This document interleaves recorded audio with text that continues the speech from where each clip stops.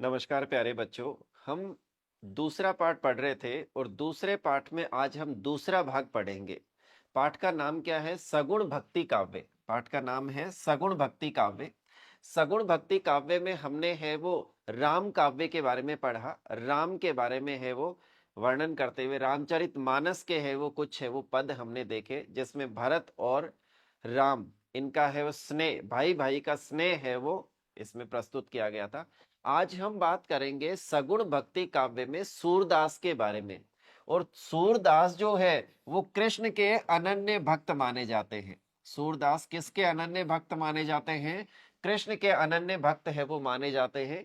ज्यादातर सूरदास ने कौन सी भाषा में है वो लिखा है? ब्रज भाषा में है वो इन्होंने अपने काव्य की रचना की है।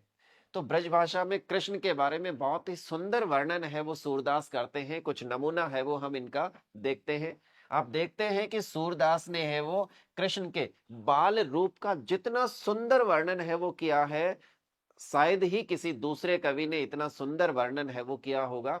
इनके वर्णन को देख करके आपके यानी आपके दृष्टि पटल के ऊपर है वो छवि है वो सामने है वो आ जाएगी किसकी? कृष्ण के बाल रूप की। तो है वो हम देखते हैं, देखिएगा। सूरदास, सूरदास के बारे में तो सूरदास का जो पद है इसमें देखो। शोभित कर नवनीत लिए। शोभित, शोभित यानी शोभा। कर, कर यानी हाथ। कर का मतलब क्या होता है? हाथ। नवनीत, नवनीत का मतलब होता है मक्खन। लिए यानी वो अपने हाथ में मक्खन लिए हुए अपने को सुशोभित कर रहा है। कौन? कृष्ण। घुटुरुनी चलत यानी घुटनों के बल चल रहे हैं। रेणु तन मंडित, रेणु का मतलब होता है धूल, यानी उनके शरीर के ऊपर धूल भी है वो लगी हुई है।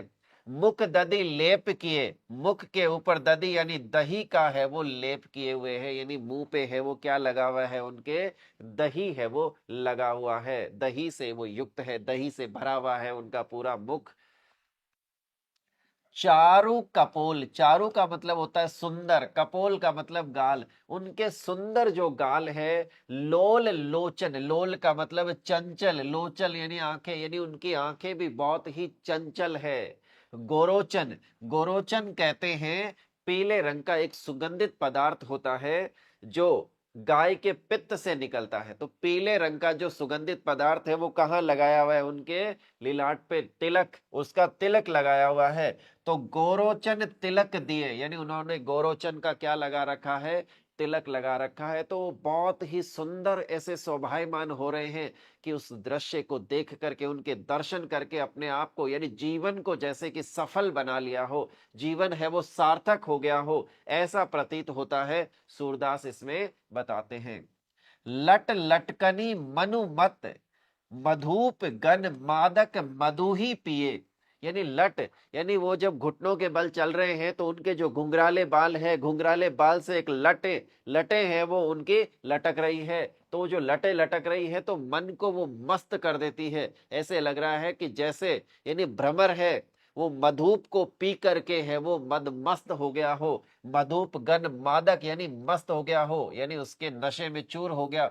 मधु ही पिए यानी मधु ही को पी करके, शहद को पी करके, फूलों के रस को पी करके भौरा है वो मदमस्त हो जाता है। मधु का मतलब होता है भौरा। मधु, मधु का मतलब होता है शहद, और पेय का मतलब होता है पीने वाला। तो शहद पीने वाला मधुप यानी भ्रमर। आगे देखिएगा। कठुला कंठ वज्र, कठुला कहते हैं यानी बच्चे जो गले के अंदर जो माला सी पहनते हैं, यानी गले में जो धारण करने वाली माला होती है उसको कठुला कहते हैं। कंठ यानी गला, तो गले में है वो किसकी माला है? यानी उसकी है वो माला पहन रखी है कठुला की। वज्र के समान कठोर जो है। केहरी नख, केहरी यानी सिंह, यानी सिंह है, शेर। नख यानी नाखून। राजत यानी शोभायमान है। रुचिर यानी बहुत अच्छा। हिये यानी हृदय, हृदय को है वो बहुत ही अच्छा यानी सुंदर है वो सुशोभित हो रहा है, बहुत ही अच्छा है वो लग रहा है।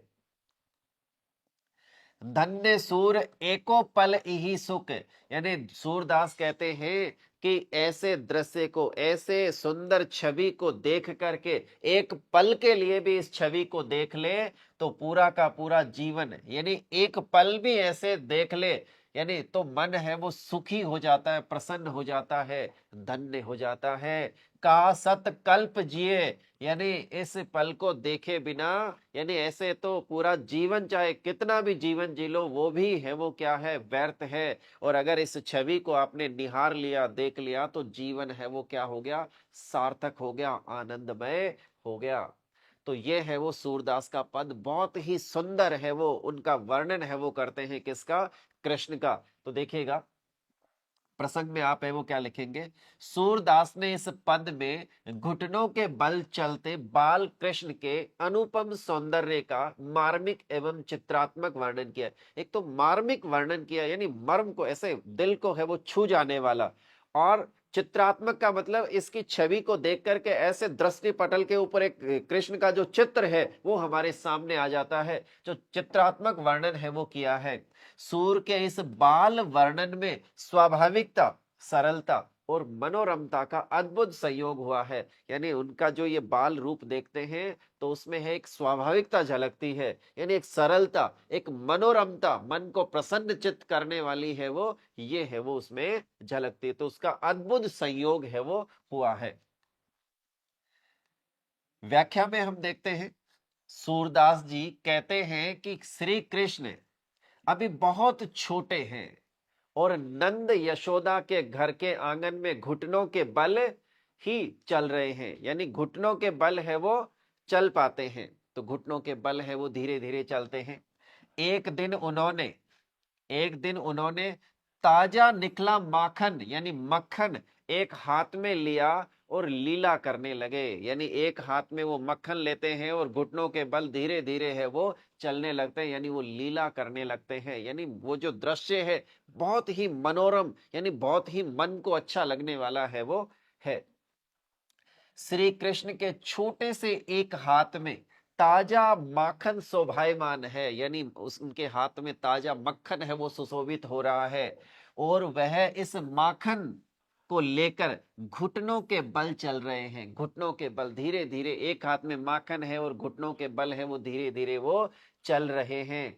उनका शरीर धूल में लिपटा है, यानी उनका शरीर है वो किससे, धूल के कणों से है वो लिपटा है, और ये धूल भी उनके सौंदर्य को बढ़ा रही है, यानी धूल से वो गंदे नहीं लग रहे बल्कि धूल भी और सुशोभित कर रही है उनको, उनके सौंदर्य को और अधिक बढ़ा रही है। उनके मुंह पर दही लिपटा है, उनके मुंह पे क्या लगा है, दही लगा है, दही लिपटा है, मानो मुख पर दही लेप कर लिया हो। उनके गाल सुंदर, उनके जो गाल हैं वो भी बहुत सुंदर तथा नेत्र चंचल है, उनकी जो आंखें हैं वो बहुत ही चंचल है।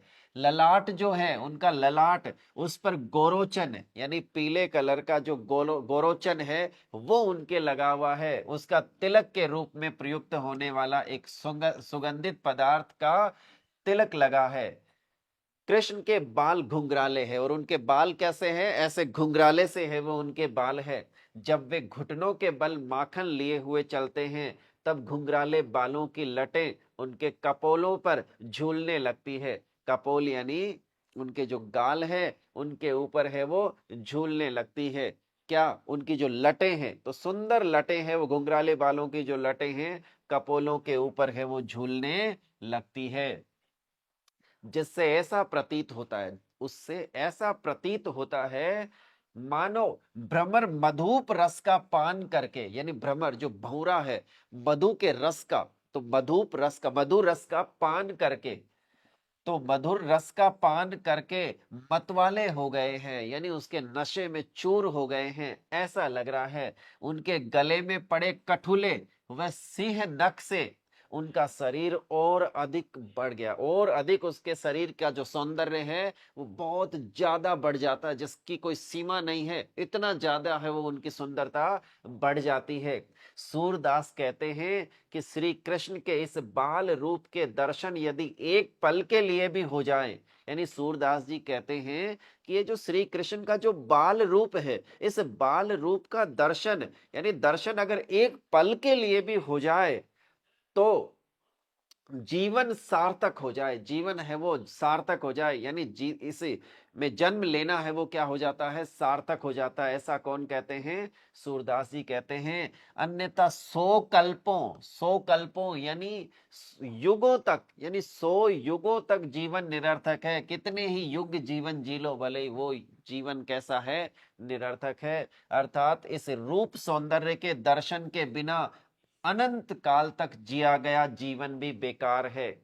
जब सूरदास श्री कृष्ण के बाल रूप का बिंबात्मक चित्रण करते हैं, यानी बिंबात्मक यानी उसके एक एक चीज का है वो वर्णन करते हैं, चित्रण करते हैं, तो चित्रण आरंभ करते हैं तो एक से बढ़कर एक मनोहर चित्र अंकित होते हैं। एक से बढ़कर एक मनोहारी जो चित्र है वो अंकित हो जाते हैं उसके ऊपर।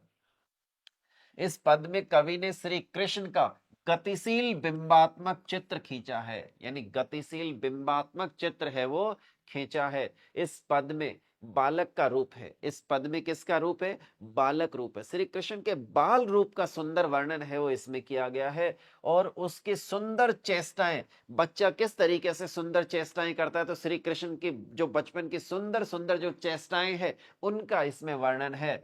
आप ध्यान दे तो पाएंगे कि सूरदास ने बालक कृष्ण के घुटनों के बल चलने के साथ साथ मक्खन, धूल तथा दही से सुशोभित करके मुख तथा शरीर, माथे के तिलक, यानी मुख तथा शरीर और माथे के तिलक, सुंदर लटों और गले में पड़ी सिंह के नाखून की माला आदि का सुंदर विवरण किया, सुंदर वर्णन है वो इन्होंने किया। और उस जो इन सारी चीजों से सुशोभित जो उनका बाल रूप है वो बहुत ही मनोहारी, बहुत ही मनोहर, बहुत ही सुंदर है वो लगता है, इतना ललित लगता है कि भाई उसके बारे में है वो सूरदास जी कहते हैं कि एक बार एक पल के लिए भी उनकी छवि है वो देख ली जाए तो पूरा का पूरा जीवन सार्थक हो जाता है, वरना तो युगों युगों तक जीना भी क्या है, निरर्थक है।